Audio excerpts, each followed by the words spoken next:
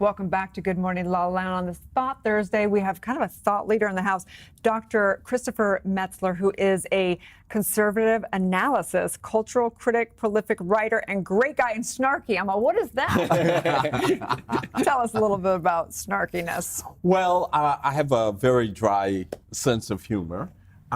Sometimes I will speak my mind. I often speak my mind. And so it's just kind of a back and forth with a little spice. So that's what it is. Like the spice. Yes, Got the spice is good. Right? Absolutely. Yes. So tell us a little bit about your journey. Well, I'm originally, speaking of spice, from the Spice Island, which is Grenada in the West Indies. Where I was born, we've got on the island a total of 120,000 people. So it's a little small. And after that, I moved to St. Thomas in the Virgin Islands. Beautiful. And then to Florida. So I've spent a lot of time in Florida, spent a lot of time now doing scientific work.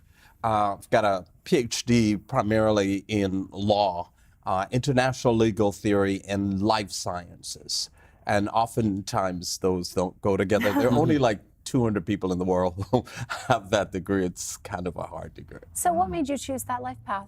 Well, the thing about it for me was I've always been interested in science, but then I've always been interested in law. So I figured, what's the best combination? So I studied primarily in the UK, at Oxford and at the University of Aberdeen. Wow. Little smarty pants, little snarky smarty pants. I find it so interesting. I mean, you've advised over 20 countries, and people are constantly seeking your opinion in politics, in science. So what is it about the expertise that you learned in that very specific education that you're delivering now to the world? So let me give you an example. 2022, Qatar will host the World Cup. I helped design the educational platform. So anyone who wants to do sports during that period of time, I helped develop the platform. So we teach people or top people in the Gulf region, how do you work with tourists? What sports? It's an interesting thing because in Qatar, you cannot be publicly drunk. Well, soccer fans tend to be publicly drunk. So the Interesting debacle we may have here. Yeah. So, well, the idea we came up with was you have all of the stadia. You essentially put turf, artificial turf, on the fence, and they can be drunk in there because they're not drunk in public. Self-contained. Yes. So, and then they'll get on their buses and go to whatever hotels they're going to go to. So that solved the dilemma there. Right. And there's a lot of conversation around solving the dilemma here. The quest for America's soul, you had the incredible book, you're really pioneering and making America nice again. What does that mean to you?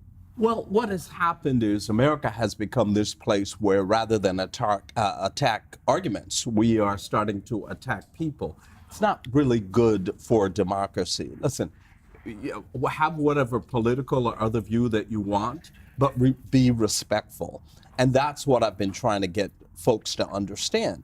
I'll argue about anything, but I'm not going to attack someone personally and say, oh, you idiot, that kind of stuff, because that's what America is starting to become. It's such an important point that you're making, and it's one of my favorite expressions, to disagree without being disagreeable. Absolutely, right? Absolutely. So how do you encourage people to do that? How can they do that in their personal lives? How can they do that in sort of public domain? Well, first, you have to reflect on yourself. You were talking about peace earlier. It is that inner peace that allows you to do that. Secondly, you have to look at the other person as a person. I think particularly with social media now, we look at people as objects or things that just kind of exist somewhere in the universe. Accessories in your life. And that's pretty much what it is. And so that the conversation, there is no conversation. There's yelling and there's screaming.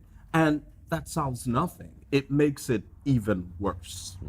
I think that it's interesting because a lot of times people look at it and they say what's wrong and what people are doing wrong and da-da-da-da and don't do that and this is the problem, but very few people actually have the solution. Yeah, and you're absolutely right. And when we look at solutions, when we look at having people work with their own inner peace, reflect on who they are as a person, that's where the conversation has to start. So the politics and the law goes to spirituality. It absolutely does. What you're saying is, Yeah, at the end of the day, it absolutely does. And like I tell people about karma, I'm a fundamental believer in karma. What you put out is what you're gonna get back. And people just don't seem to understand that. I had a conversation with someone who says, oh, well, that's all hocus pocus. I don't believe in that. And okay, fine, you don't believe in it. Then a couple of weeks later, they said, something happened to me that was very nasty. They told me what the thing was. And I said, so remember the conversation we had about karma? And then at that point, he started to understand what I was talking about. It's so profound. It's so interesting. I firmly believe that nobody ever wins an argument. Yes. Right? And that even when you win, sometimes you're actually the worst loser in a Exactly. way. And I discovered that actually because I worked for a moving company for a long time, and these guys were really poorly treated. And they didn't say a whole lot and everything like that, but then they took the trucks out to parking lots and did donuts and things. And so the owners of the company essentially would pay for getting into these altercations. Right. So people find ways, even when they don't mean to take it back out on you. Absolutely. Yeah. Absolutely. And that's the kind of, we exist in a universe of difference. And so for me, difference is not a deficit. It is actually really very much a gift. It's an opportunity. It's an opportunity. And people will say, well, we're so different. I don't focus on the differences. My question is, and I think to the point of making America nice again, so where do we agree? And I use differences as a strength. I don't use them as the enemy. so if someone's out there and they're saying, okay, I like that concept, let's make America great again. And we don't, Nice. Nice. sorry, I'm sorry. We are not a political show here, but nice. So how do they work with you? How do they get involved? What do they do? Well, first of all, they can follow me on all of my social media at Dr. Chris Metzler, because I talk about that a lot. Secondly, look at the communities in which you work. Look at the people with whom you live. And one of the things that I do is I fundamentally believe that people have to give back to their communities. It doesn't mean that they have to spend their whole life doing that. But in those communities, give back, help lift people up. And we've gotten away from that, I think, as a country. So you're here to educate people of what they can personally do in Yes. their own personal life. Right. Okay, Because got it. that's where it starts. It starts with me. It doesn't start with this, well, America as a whole, that's too much. I can't take that on.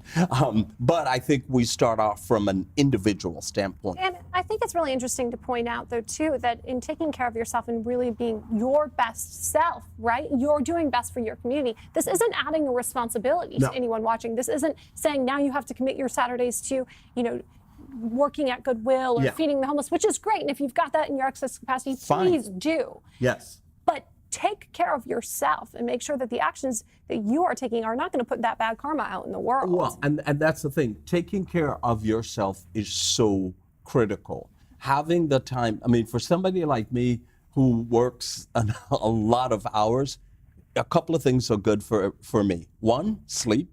I love sleep. Two, running. I love running. And three, nutrition.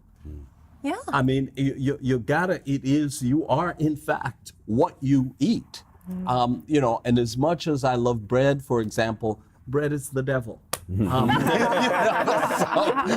is not my devil, but it is. But the point being that if we take better care of ourselves, we Right. can do more for the world, more for our communities, more for Correct. making America nice again when we take better care of ourselves. Yes. And it does And wear begin pink with us. jackets because it helps. Everyone gets Yeah. nicer when That's right. you Hey, can't I help love it. me some It'd be pink. hard to fight with somebody who has a pink jacket on. You're Yeah. like, you're a jerk. Wait, you got a pink jacket on. Yeah, right? And it's a good point you're making here, and I think it's both the challenge and the opportunity, is that we're doing these things first and foremost for ourselves. Yes. That's how you stay Yeah. consistent with it. Right. Right? So that's dropping the expectation of reciprocity that you have around getting somebody to respond or act differently just Correct. simply because you're nice that day. Right. Like, that doesn't really happen as often as we would like it to happen. Yeah. And if we depend on that to continue being nice or kind, we're going to give up pretty quickly. Yeah, good luck. Right? Absolutely. So I love that you say that, and I love that you're sharing this sort of idea, which resonates with me so deeply, that our individual happiness and our kindness is our gift to the world. Our kindness to ourselves Absolutely. first and foremost. Absolutely. Yeah. Because without our authentic selves, we have nothing. And I always tell people, what you see with me is always what you get. I don't have a professional voice. I don't have I'm just me. You know, and that continues. So true. And on social media, I've noticed, we've talked about this over time on the show, that when people have a strong opinion, you know, the minute you kind of badger back, it's like, forget it. So you just like, thank you, comment, hearty, smiley face, like you just diffuse the whole thing. Yeah, because I generally have, you remember from the cartoon strips, the talk bubbles? Yeah. I have an imaginary talk bubble on social media. And in that talk bubble, it says, thank you for sharing. Because it gives me the opportunity then to step back from that conversation rather than engaging in what could be because sometimes you're thinking, are you really thinking this out? But that doesn't get us to any solution. It is simply fighting, which I don't have the energy for that. It's too much negative energy. I'm not with the negative energy. Love it. Love it. Yeah, beautiful. Well, thank you for all your work. Thank for you all. sure, on all levels. My pleasure. Stay tuned. We'll be right back.